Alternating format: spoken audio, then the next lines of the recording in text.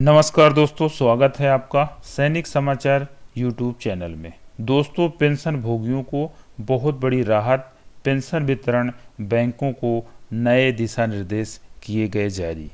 दोस्तों, अगर आप हमारे चैनल में पहली बार विजिट कर रहे हैं तो चैनल को सब्सक्राइब करके बेल आइकन को प्रेस कर लें ताकि आप तक लेटेस्ट नोटिफिकेशन पहुंचता रहे।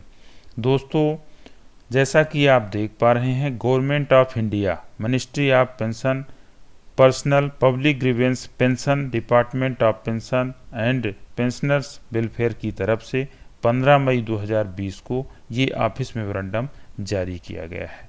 दोस्तों, जिसका सब्जेक्ट है consolidated instruction for pension disbursing authority to ensure smooth payment to pension family pension to pensioners family pensioners. यानी दोस्तों, पेंशन वितरण प्राधिकरण अथॉरिटियों को निर्देश दिए गए हैं जिससे कि पेंशनर्स, फैमिली पेंशनर्स, पेंशन भोगियों को फैमिली पेंशन का स्मूथ पेमेंट सुनिश्चित किया जा सके।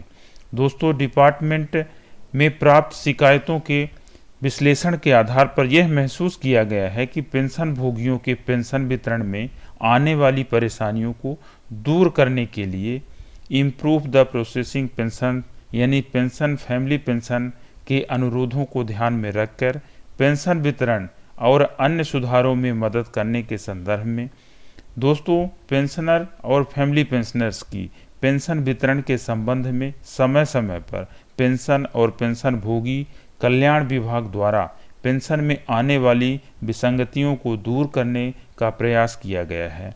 बैंकों द्वारा पेंशन फैमिली पेंशनर को पेंशन जारी करते समय विभिन्न प्रकार की परेशानियां आती हैं। पेंशनरों से डिक्लेरेशन सर्टिफिकेट प्राप्त करते समय विभिन्न प्रक्रियाओं को बैंकों द्वारा अपनाया जा रहा है। इसलिए इस संबंध में CPPS द्वारा बैंकों को गाइडलाइन नया दिशा निर्देश जारी किया है। दोस्तों, ये नया दिशा निर्देश 12 पॉइंटों में जारी किया गया है जिसे मैं एक एक करके आपके सामने रखूंगा। दोस्तों, पहले पॉइंट में दिया हुआ है requirement of pensioners to be present in person before paying bank branch for credit of first pension. यानी दोस्तों, पेंशन के लिए पेंशन भोगियों को व्यक्तिगत रूप से बैंक में जाने की ज़रूरत नहीं है। व्यक्तिगत रूप से अपनी पहली पेंशन के क्रेडिट के लिए पेंशन भोगी से अधिक भुगतान की वसूली के संबंध में PPO के साथ CPO के माध्यम से संबंधित बैंक को CPPC के द्वारा अग्रेसित किया जाता है।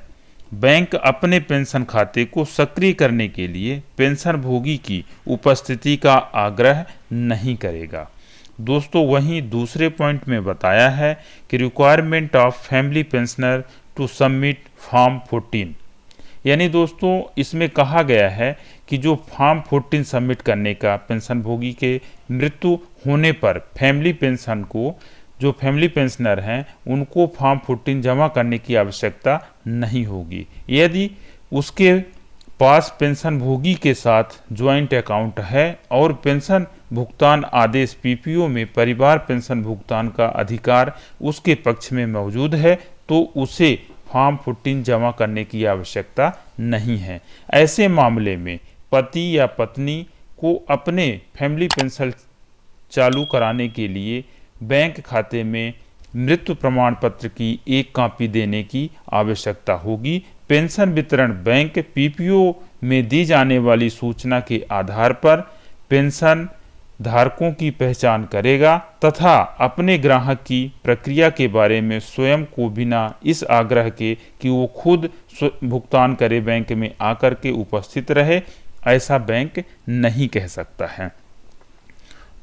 तीसरा दोस्तों पॉइंट में बताया है कि पेंशन भोगी के साथ ज्वाइंट अकाउंट है तो फैमिली पेंशन का भुगतान करने के लिए बैंक नया खाता खोलने के लिए नहीं कहेगा। अगर ज्वाइंट खाता पहले से है तो फिर नया खाता खोलने के लिए बैंक नहीं कहेगा पेंशन भोगी से। चौथा पॉइंट है दोस्तों submission of declaration for taking of commercial employment after retirement. यानी दोस्तों सेवानिवृत्ति के बाद वाणिज्य रोजगार लेने के लिए घोषणा प्रस्तुत करना उन पेंशन भोगियों के लिए घोषणा अपेक्षित है जो समूह ए सेवा पद में सेवानिवृत्ति के बाद पहले वर्ष में ही आवश्यक है। इसलिए सेवानिवृत्ति की तारीख से 1 वर्ष से नहीं की जा सकती है। कोई पेंशन भोगी यह घोषणा करता है कि उसे सेवानिवृत्ति की तारीख में 1 वर्ष वाणिज्य रोजगार शुरू किया है तो वह पेंशन वितरण बैंक के माध्यम से गवर्नमेंट के आदेश की मांग करेगा और बैंक अपने पेंशन का भुगतान जारी रखेगा। दोस्तों 5वें पॉइंट में बताया है कि सबमिशन ऑफ री एम्प्लॉयमेंट सर्टिफिकेट, यानी दोस्तों दोबारा रोजगार प्रमाण पत्र प्रस्तुत कराना पेंशन भोगी को वर्ष में 1 बार यानी प्रति वर्ष नवंबर महीने में रोजगार घोषणा प्रस्तुत करनी होती है। यदि पेंशन भोगी घोषणा करता है कि वह केंद्र या राज्य सरकार या किसी अधीन किसी निगम, कंपनी, निकाय, बैंक के अधीन पुनः नियुक्त किया गया है तो महंगाई राहत ऐसे पुनः रोजगार के समय के दौरान बैंकों द्वारा श्रेय नहीं दिया जाएगा। लेकिन कोई पेंशन प्राप्त करने वाला अपने पुनः रोजगार की घोषणा करता है और कहता है कि अपने नियमों आदेशों के अनुसार पुनः रोजगार पर उसका वेतन निर्धारित करते समय उसकी पेंशन की पूरी राशि को नज़रअंदाज कर दिया गया है, उसका रोक दिया गया है भत्ता, तो वह पेंशनर महंगाई भत्ता पाने का हकदार रहेगा। वैसे ही दोस्तों नंबर 6 पॉइंट में कहा है submission of non earning certificate, यानी दोस्तों पति या पत्नी को छोड़ करके फैमिली पेंशनर को प्रतिवर्ष नवंबर महीने में अपनी आजीविका की सर्टिफिकेट देना होता है। तो सीसीएस के नियम 1972 के नियम 54(6) के अनुसार फैमिली पेंशन को बेटा बेटी, विकलांग भाई बहन या मृतक पेंशन भोगी के माता पिता को तब तक की अनुमति दी जाती है जब तक वह अपनी आजीविका की अर्जन नहीं कर लेता है। इस सर्टिफिकेट की फैमिली पेंशनर को अपनी पेंशन जारी रखने के लिए उसके पति या पत्नी से आवश्यक नहीं होगा। दोस्तों नंबर 7 में कहा है submission of declaration of marriage, यानी शादी प्रमाण पत्र। पति या पत्नी को छोड़ करके अन्य फैमिली पेंशनर्स को हर 6 महीने में शादी का प्रमाण पत्र देना पड़ता है। फैमिली पेंशन तब बंद हो जाती है जब वह फिर से विवाहित हो जाता है। यदि पति या पत्नी फैमिली पेंशन ले रहे हैं तो उन्हें दोबारा शादी का प्रमाण पत्र जमा कराने की आवश्यकता नहीं है। फैमिली पेंशन शुरू होने के समय एक शपथ पत्र लिया जाएगा और उसके द्वारा शादी होने पर बैंक को सूचित किया जाएगा। नंबर 8 में सबमिशन ऑफ लाइफ सर्टिफिकेट, यानी जीवन प्रमाण पत्र हर वर्ष नवंबर महीने में फैमिली पेंशनर और पेंशनरों द्वारा जमा किया जाता है। आधार और डिजिटल जीवन प्रमाण पत्र बैंक द्वारा एक्सेप्ट किया जाएगा। नंबर 9 में सबमिशन ऑफ डिसेबिलिटी पेंशन, यानी विकलांगता प्रमाण पत्र। यदि एक विकलांग बच्चे को फैमिली पेंशन मंजूर की गई है और विकलांगता अस्थायी है तो इस तरह के विकलांग बच्चों को अभिभावक विकलांगता प्रमाण पत्र हर 5 साल में एक बार अपने फैमिली पेंशन को जारी रखने के लिए देना पड़ेगा। विकलांगता बच्चे को प्रतिवर्ष जो विकलांग बच्चा है वो स्वयं को प्रमाणित करना उसे आवश्यक होगा। दोस्तों पॉइंट नंबर 10 में बताया गया है कि जो कम्यूट पेंशन है उसके बारे में। जो पेंशनर की कम्यूट पेंशन का जो हिस्सा है वह 15 वर्ष के बाद स्वयं पेंशन के कम्यूट किए गए हिस्से की बहाली बैंक द्वारा खुद ही कर दी जाएगी। इसके लिए पेंशनर से कोई कम्यूट बहाली का आवेदन अलग से नहीं मांगा जाएगा। अगर बैंक को पीपीओ से जानकारी नहीं मिलती है तो बैंक लेखा अधिकारी से कम्यूट की जानकारी लेगा और दोस्तों फैमिली पेंशनर से कम्यूट की राशि नहीं काटी जाएगी। वैसे ही पॉइंट 11 में बताया है दोस्तों कि 80 वर्ष या उससे अधिक उम्र के पेंशनर को एडिशनल अतिरिक्त पेंशन राशि का भुगतान किया जाएगा। उदाहरण के तौर पर यदि एक पेंशन भोगी या फैमिली पेंशनर्स अगस्त 2020 में 80 वर्ष की उम्र पूरी कर लेता है तो उसे अगस्त 2020 माह से अतिरिक्त पेंशन दिया जाएगा और इसके लिए बैंक की तरफ से कोई प्रमाण पत्र की मांग नहीं की जाएगी।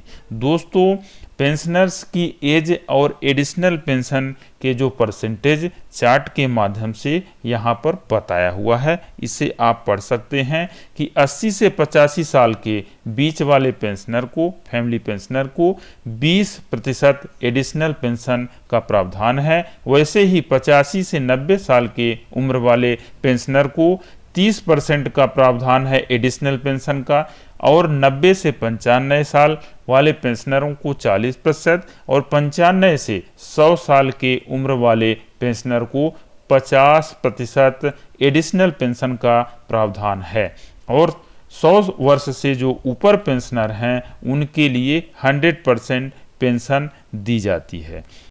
दोस्तों, लास्ट पॉइंट 12वें पॉइंट में बताया गया है कि पेंशन भोगियों के दरवाजे से जीवन प्रमाण पत्र प्राप्त करना। विभाग ने सभी पेंशन वितरण बैंकों को कहा है कि उन सभी पेंशन भोगियों का 24 अक्टूबर, 1 नवंबर, 15 नवंबर और 25 नवंबर को एसएमएस और मेल भेजने का निर्देश दिया है, और साथ ही साथ कहा है कि सभी पेंशन वितरण बैंक उन पेंशन भोगियों को जो 1 दिसंबर तक अपने जीवन प्रमाण पत्र नहीं जमा करा पाते, असफल रहते हैं, उनको दोबारा एसएमएस और मेल बैंक द्वारा भेजा जाएगा। साथ ही साथ दोस्तों, आदेशित किया गया है कि बैंक अपने वेबसाइट में और अपनी शाखा के जो उनका सूचना पटल, जो उनके सूचना पटल हैं, उनमें भी इस जानकारी को बताया जाएगा। दोस्तों, इस लेटर का लिंक मैं अपने वीडियो के डिस्क्रिप्शन में दे दूंगा, जहां से आप इस लेटर को पूरी तरह से पढ़ सकते हैं और अच्छी तरह से समझ सकते हैं। दोस्तों, यह निर्देश बैंकों को दिया गया है जिससे कि पेंशनरों को जो आने वाली परेशानी है, उस परेशानी से वो पेंशनर और फैमिली पेंशनर बच सके। तो दोस्तों, उम्मीद करते हैं कि ये जानकारी आपको पसंद आई होगी। वीडियो देखने के लिए आपका बहुत बहुत धन्यवाद। जय हिंद, जय भारत।